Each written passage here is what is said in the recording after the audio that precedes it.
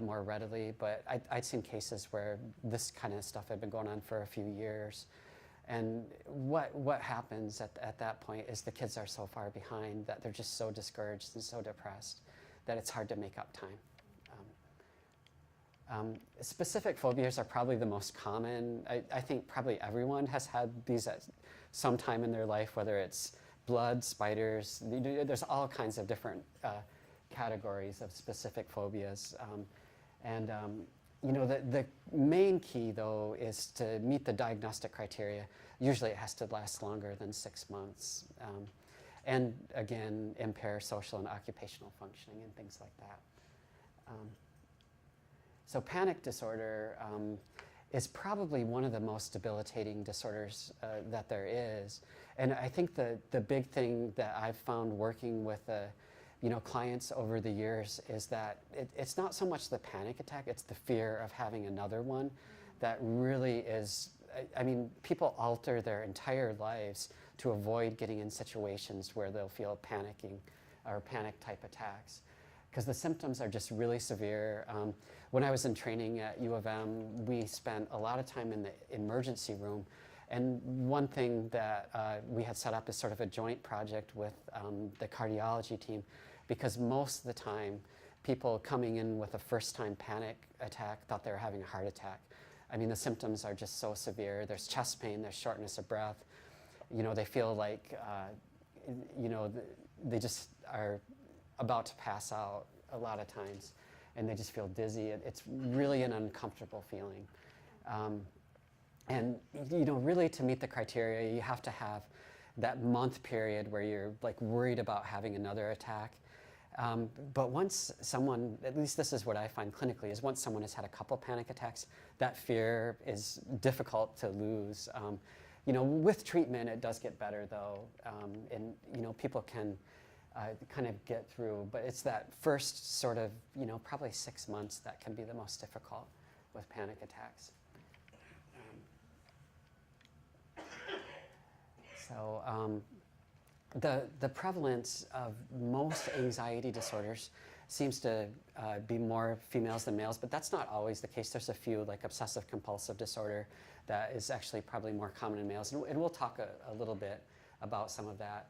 A lot of the risk factors is like insecure attachments and things like that that occur early on. So you might have people that have experienced early life trauma, abuse, you know, loss of caregivers, things like that, that can really set the stage for all anxiety disorders. One of the other things that I think people don't think about sometimes is like the role of, I mean, caffeine, you could consider it a drug. I mean, by the legal definition, I guess it is a drug. But caffeine, cigarettes, people don't really think about coffee so much. I'll have people that come in with severe anxiety, and you find out they drink 2 pots of coffee a day or something like that. But it really can sort of trigger panic. You know, I'm not recommending anyone like just totally give up their coffee all of a sudden, but if people are experiencing a lot of anxiety, you might want to look at the role of caffeine and cigarettes. Nicotine is a stimulant too. There's a lot of, I guess, press about like marijuana and stuff like that too. And what I would say is I've had a ton of people come in and tell me that it is helpful for their anxiety, it's helpful for their depression. And I think when people are using it, that's true. I think sometimes when it's getting out of their system, it can really precipitate anxiety. So what a lot of people end up doing, especially the teenagers that I see will end up doing, is they end up using it all the time, which probably isn't the healthiest situation if you have to use something all the time to just feel calm and not anxious and things like that. So that would be something probably people would try to elicit at screening. If someone's seeing someone for the first time, they would do an inventory to see what role like substances might be playing in the anxiety and panic and things like that. Medical workup is really important. I can't tell you the number of times I've seen people who present with anxiety who end up having thyroid issues, parathyroid issues. It's really important that if you're experiencing these symptoms for the first time, that you get some labs and get those kind of things looked at. Pheochromocytomas are tumors that kind of pump out catecholamines, which are things like epinephrine, different norepinephrine, things like that, and they make people highly anxious. Usually there'd be some physical signs with those, like blood pressure would be persistently elevated. You might see some other things. Paraneoplastic syndromes are when someone can have certain types of tumors, they can release hormones into the body, which might mimic things like thyroid hormone or different things like that, and actually increase the amount of anxiety. So it's really important to have a medical workup if people are experiencing panic and anxiety. So agoraphobia is a term that probably people have heard, but what it means is that these people essentially are afraid to almost be out in public. It's really frightening, it's really scary for them, and when it happens, it's really debilitating. Oftentimes people just want to sit at home. I'm fortunate at the place that I work. I get to go see people sometimes at their house because they won't leave the house. So we could get some type of treatment started and things like that. But people who have severe agoraphobia just sometimes won't go out in public at all. A lot of times people will turn to self-medication. Alcohol can help people feel better if they're experiencing anxiety acutely. Again, not unlike marijuana, when it wears off, people get more anxious or feel worse. And not to mention like the long-term health effects, I think with excessive drinking and things like that can, make depression worse also, and just physical health in general. So, different treatments for panic. Therapy is a big one. Cognitive behavioral therapy is a form of therapy where, people are kind of, they work like in terms of what people are dealing with, and they try to restructure people's thought process so they're not thinking about things maybe in such a negative way or catastrophic way, and they try to bring them along and make them think things through. Mindfulness is a part of it too, where people are more aware of how they're feeling, what they're thinking, what kind of situations they're getting themselves into, things like that. All of that can be really helpful. Medications can be helpful for some people too. Probably the most common are the selective serotonin reuptake inhibitors. So those are medications like Zoloft, Paxil, Prozac.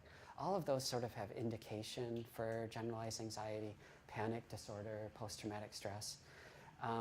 What I would say is if people are at a point where they can't engage in therapy because they're so, their symptoms are so severe, the medications can be helpful. If people are still at a point where they feel they can go out in public, in the community, and things like that, they might want to try, therapy first as a first-line treatment, and then, think about the medications down the road if things don't get better. Benzodiazepines are medications like Xanax, Klonopin, Ativan. Has everyone heard of those types of medications? They're super effective for like ending panic attacks right away. Long-term, they're not really that great of a medication. What we're finding out more and more is these types of medications are causing cognitive impairment if they're used over the long term. So memory can definitely be affected, cognition, planning, some of those things. And what they're thinking now is that these medications increase the risk of dementia. But I would tell anyone that if they've been on these medications for a while, the last thing you want to do in the world is stop them suddenly. It's something you just want to slowly taper off. Sometimes over the course of 6 to 12 months, you don't want to do anything fast because you can put yourself at risk for some really serious medical complications if you abruptly stop those kind of medications.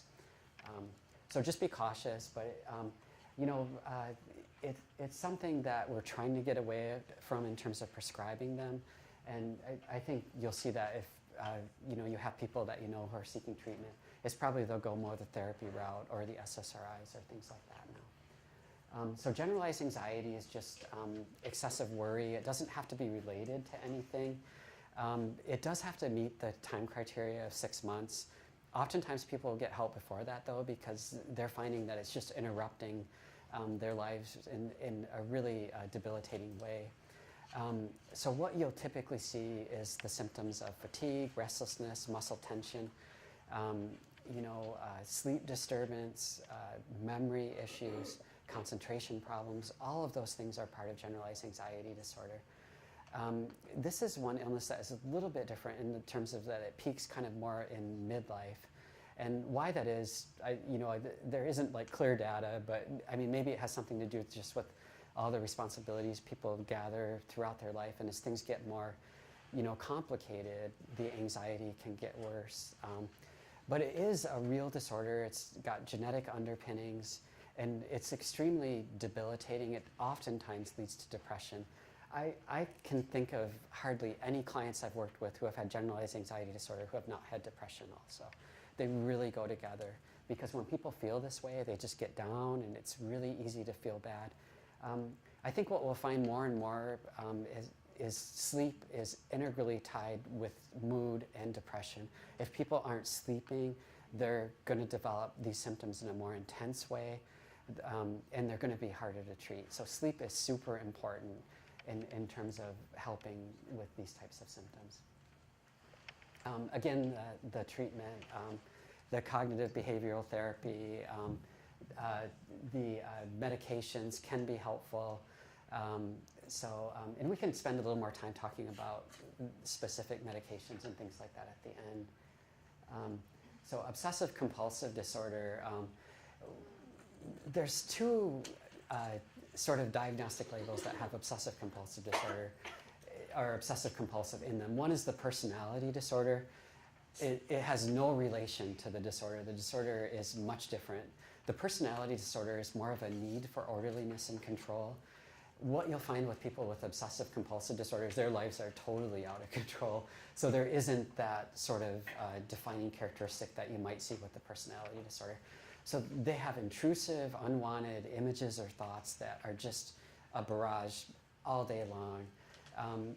And you really can't ignore them. It's really a challenge to do that.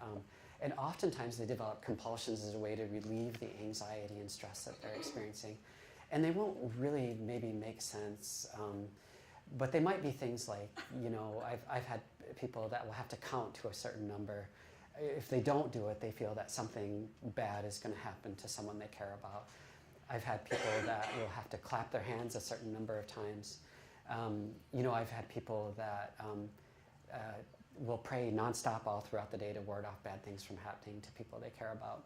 And religions, I'm not saying anything negative about it, but when you have to do it all day to keep things bad from happening to people you care about, it just takes over their lives, basically.